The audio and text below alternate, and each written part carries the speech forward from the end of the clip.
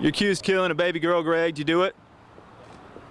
In handcuffs, surrounded by detectives, Greg Evans has nothing to say. He remains silent even as he's placed into the back of a police car.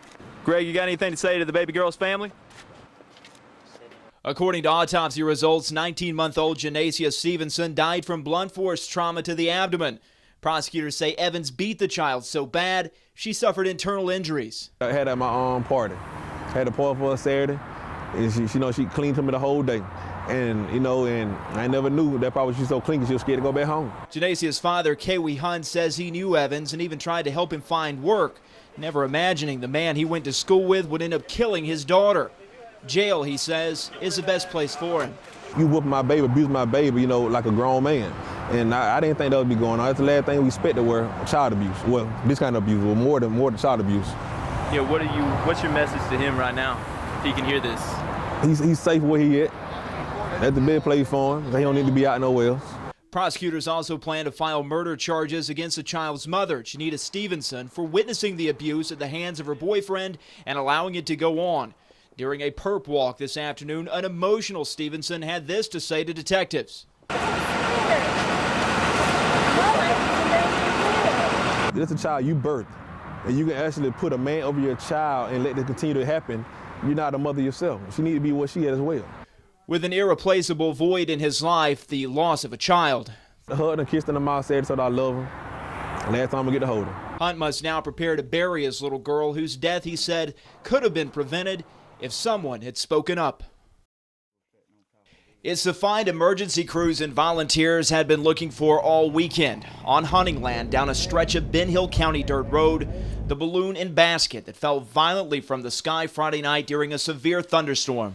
Wind, the turbulence, and the circulation of that storm, it pulled him right in and straight up and collapsed the balloon and took him down. The pilot, 63-year-old Ed Restaino, didn't survive. His body was found in the basket that hit the ground at upwards of 90 miles per hour.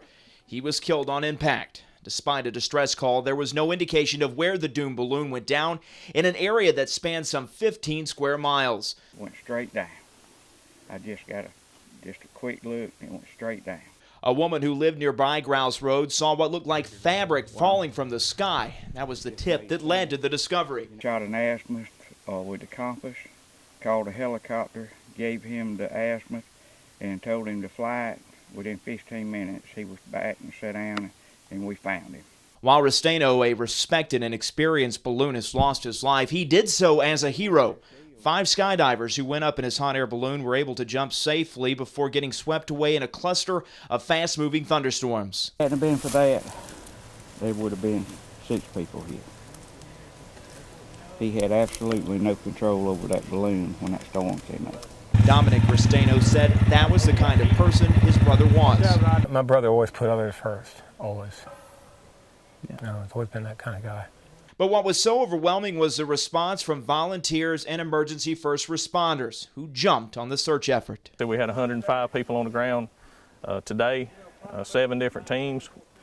We don't even know how many different volunteers were out yesterday searching their own land just because we asked them to. And the people in this county have been tremendous. I mean, you cannot ask for people to be more supportive, more helpful. 60-year-old Shelton Floyd remains behind bars in the Tift County Jail, and that's likely where he will remain for some time.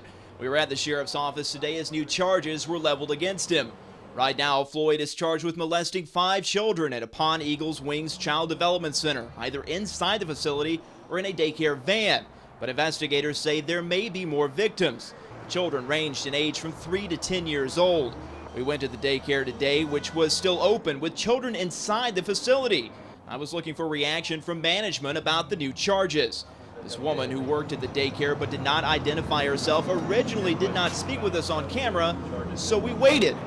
Finally, she opened the door and told us this. If you want me to say something, what it is, we are in compliance with the investigator and those who are in charge of the case. Did you have any idea that this was going on? Any idea? How long was this gentleman employed here? Can you tell me that? Parents we spoke with off camera told us they had removed their children from the daycare and were surprised the facility is still open. Meantime, sheriff's officials say the investigation is ongoing. Detectives continue to question more families and say it's likely more charges will be filed against Floyd.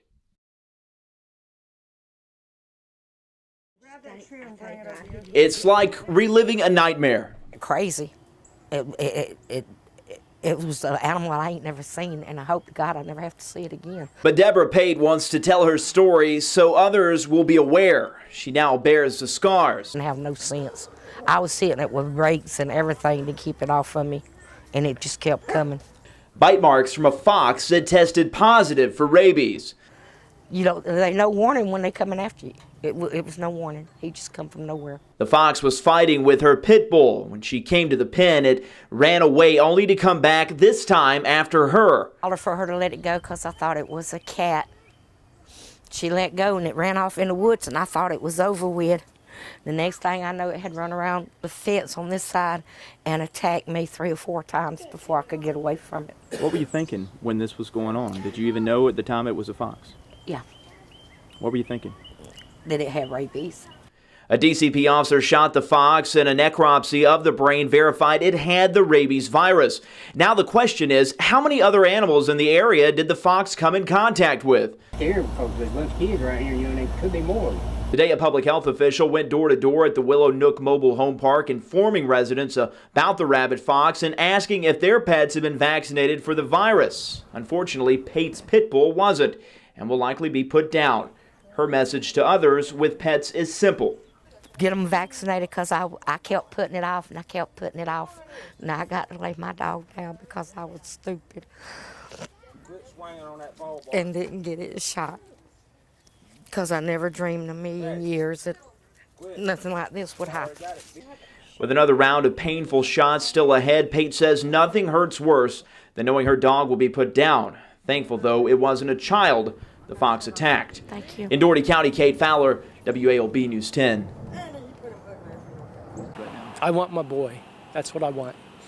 More than anything else in this world. Chuck Richards' 20-year-old son Ben is in a fight for his life. The young Darton College wrestler collapsed Wednesday while on a 5-mile run with wrestling teammates. And the doctor told me that it may not end well for Ben. And not knowing exactly what he meant, I said, "What do you mean?" And he said, "This is a procedure where Ben could die."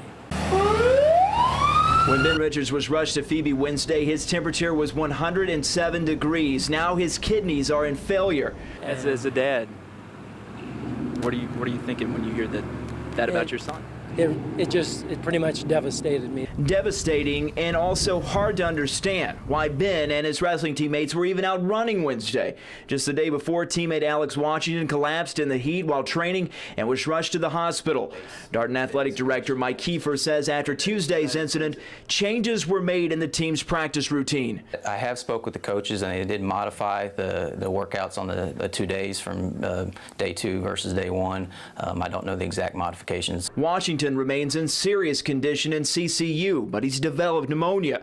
Ben Richards' father isn't focused necessarily on what went wrong, but instead what needs to go right for his son, and he has a request. If you're a believer, and I mean if you're a real one, you know the Lord, just pray for my boy over these next 24 hours. Those crucial hours that will determine the fate of a young man with so much to live for.